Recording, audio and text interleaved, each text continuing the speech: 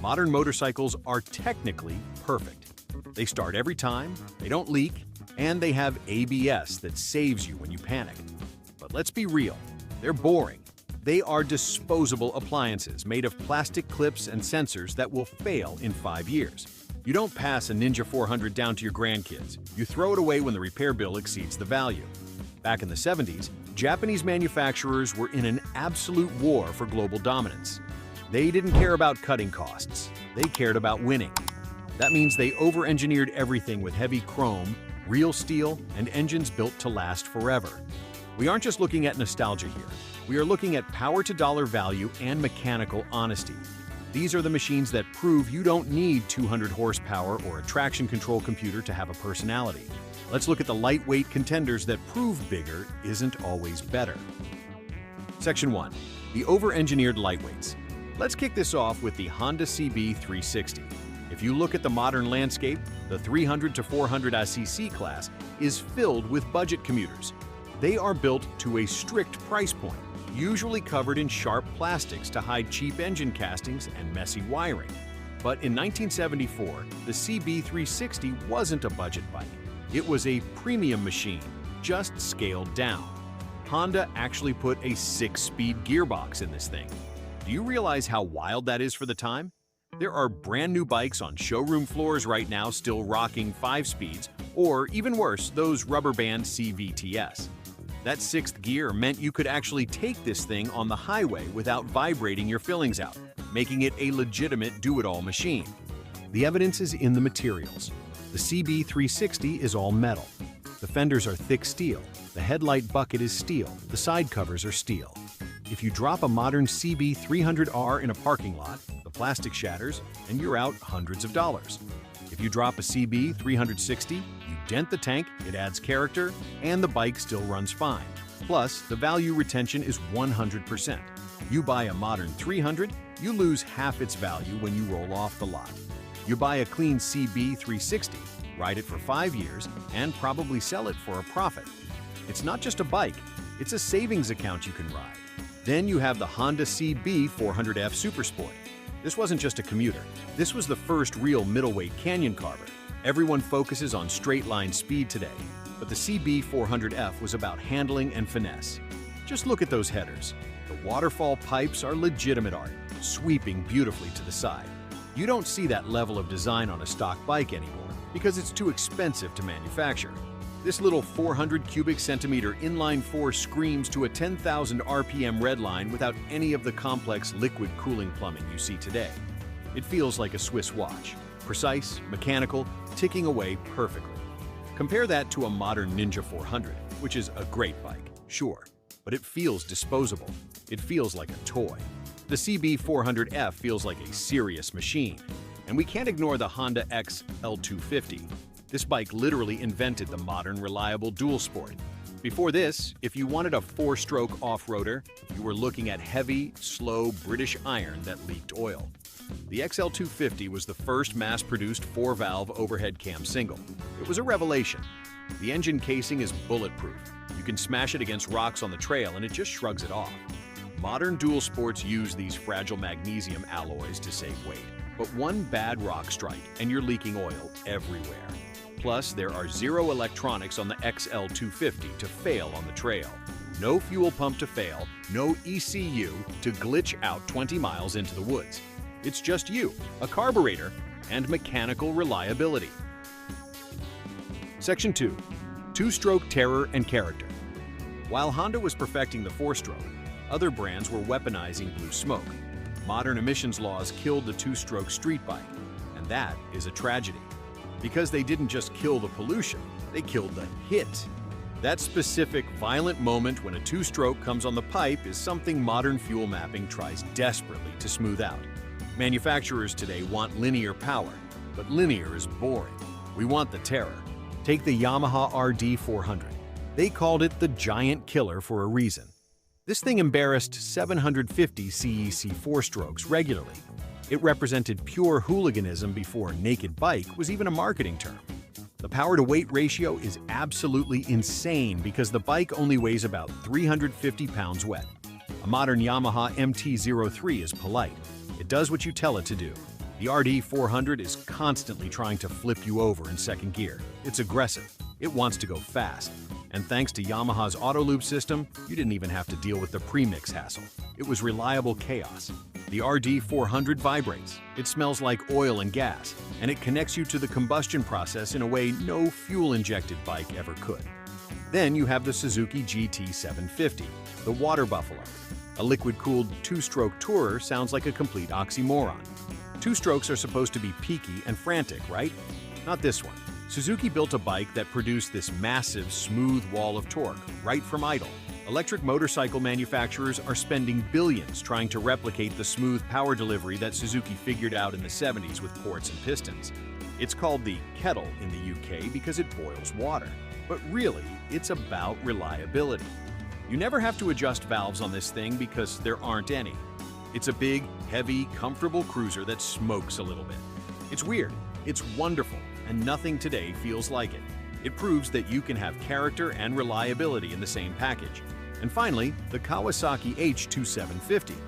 This is the definition of destroy when we talk about fear factor.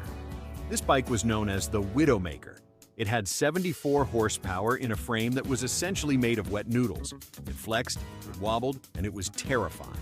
But that acceleration, raw, unadulterated violence. No traction control, no wheelie control, no ABS. Just a direct connection between your right wrist and the rear tire. A modern middleweight might have similar horsepower numbers on paper, but the H2 delivers it all at once in a way that threatens your life. It demands respect. You ride a modern bike. You survive an H2. That adrenaline rush is something you simply cannot buy in a showroom anymore because safety regulations won't allow it. The quarter-mile times on these things still threaten modern middleweights, but the experience of getting there is infinitely more exciting on the H2. Section 3. The middleweight sweet spot. From the blue smoke of the two-strokes, we move to the bikes that beat the British at their own game. In the modern market, middleweight is often code for budget bike or compromise. You get cheaper suspension, cheaper brakes, and a general feeling that you couldn't afford the big one. But in the 70s, this category proved that middleweight didn't mean you were settling for less. It meant you were smart enough to prioritize balance. Take the Yamaha XS650. This is the bike that effectively ended the British motorcycle industry's dominance in the US. Yamaha looked at the Triumph Bonneville and said, "We can build that, but we can make it actually start when you push the button." The XS650 is arguably a better British twin than anything that ever came out of Meriden. It vibrates, sure, but it's that good, rhythmic vibration that tells you there's an explosion happening between your legs, not the annoying high-frequency buzz you get from modern parallel twins.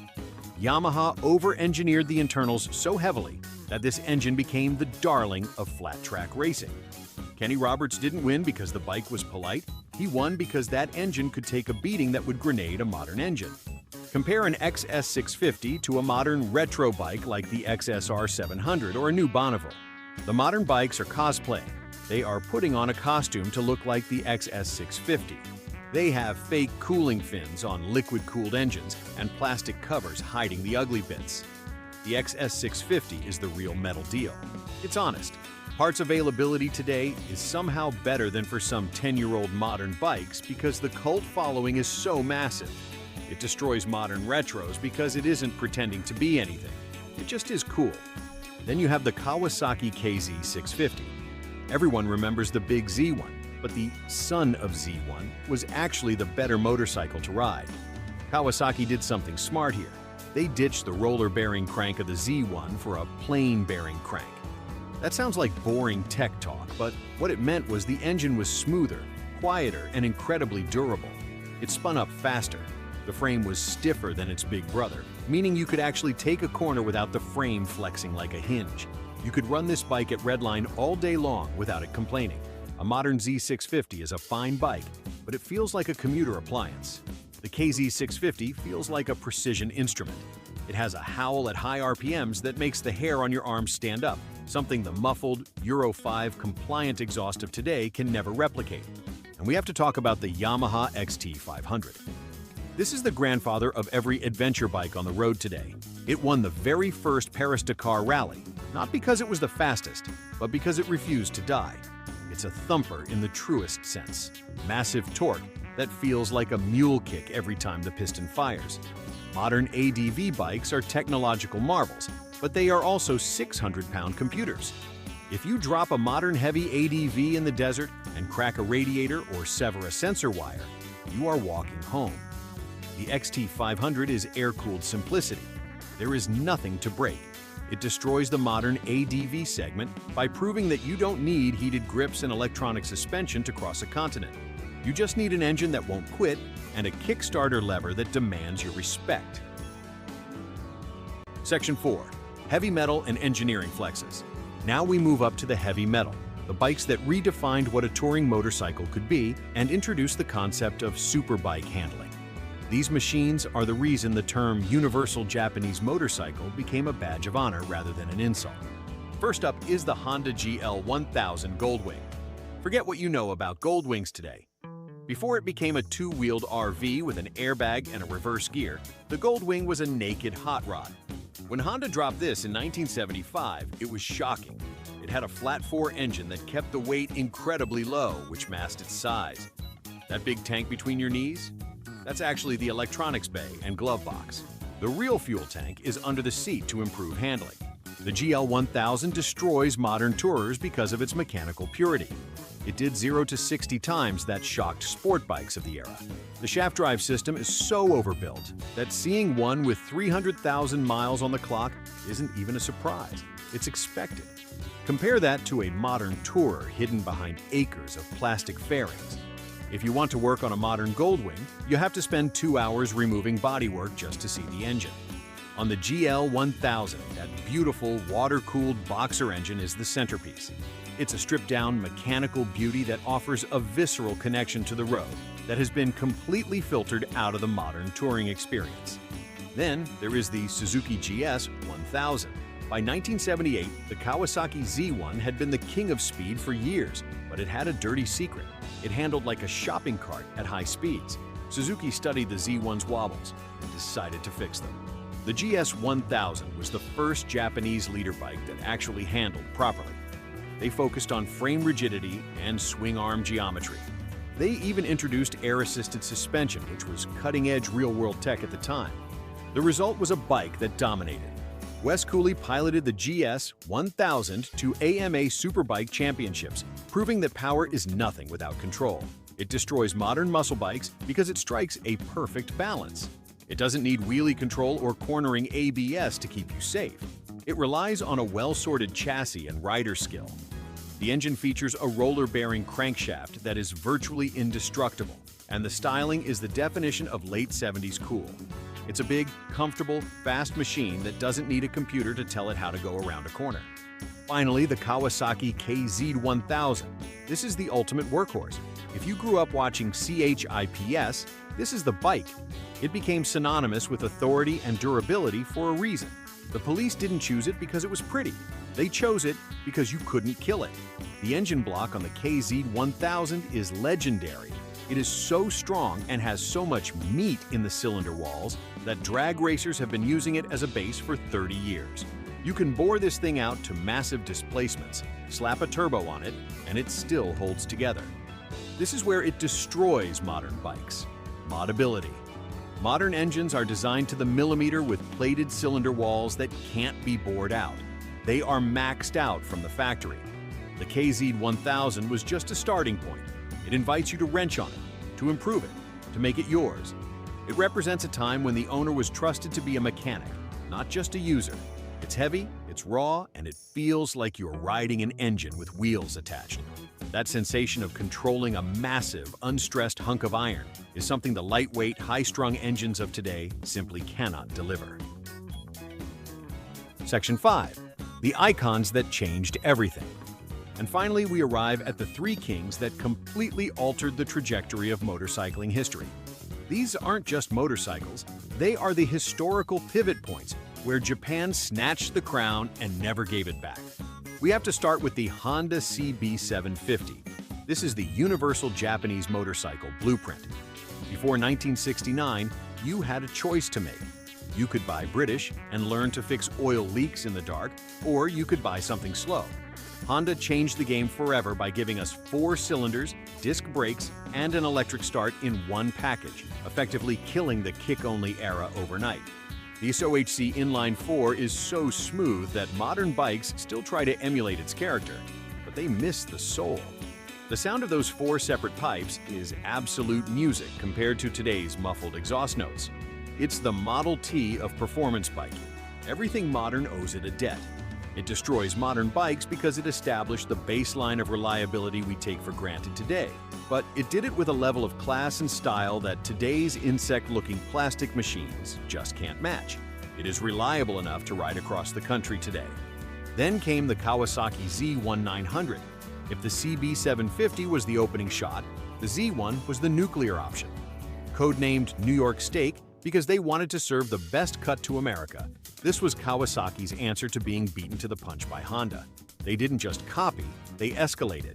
They built a double overhead cam engine that pushed top speeds past 130 miles per hour, blowing everyone's mind. The ducktail rear styling is timeless, and the value has skyrocketed because it represents the absolute peak of analog performance. It destroys modern bikes with its attitude. It's not trying to be safe, it's trying to be the fastest thing on the street, and it demands you handle it with respect. It was the first true superbike, and while modern bikes use electronics to keep the front wheel down, the Z1 relies entirely on your right wrist and your nerve. It is a legend. But if we're talking about the ultimate flex, nothing touches the Honda CBX 1000. Honda built this 6-cylinder monster just to prove they could.